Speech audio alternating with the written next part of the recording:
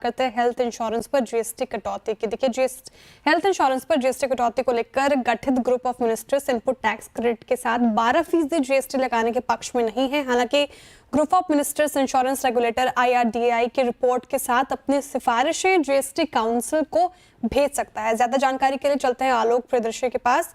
बताइए आलोक जी, क्या है आपके पास खबर?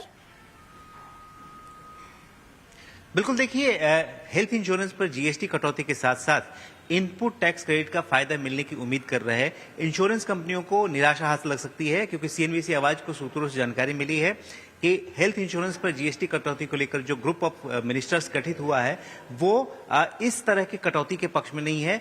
वो जो इंश्योरेंस कंपनियों ने कहा था कि 12% के साथ साथ इनपुट टैक्स क्रेडिट का भी फायदा मिले, इस प्रपोजल पर जो ग्रुप ऑफ मिनिस्टर्स के मेंबर्स हैं उनमें सहमति बनती हुई नहीं दिख रही है। हमें सूत्रों से जानकारी मिल रही है कि जो ग्रुप ऑफ मिनिस्टर्स है वो चाहता है कि आम लोगों को ज्यादा राहत मिले, लिहाजा जो पहले की उनकी सिफारिश थी जिसमें कहा गया था कि सीनियर सिटीजन और टर्म्स और लाइफ इंश्योरेंस पर जीएसटी को एग्जम्प्ट कर दिया जाए और साथ ही साथ 5 लाख तक के हेल्थ कवर वाले इंश्योरेंस पर 5% जीएसटी लगा दी जाए, साथ ही उस पर कंपनियों को इनपुट टैक्स क्रेडिट का फायदा ना मिले।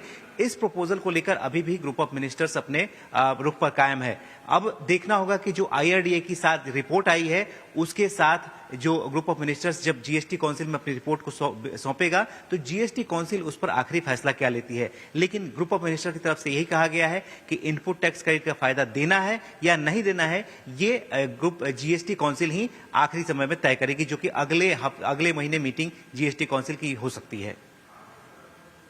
वाली बात होगी, क्या कुछ डेवलपमेंट आती है इस खबर को लेकर। बहुत शुक्रिया आलोक जी तमाम जानकारी के लिए।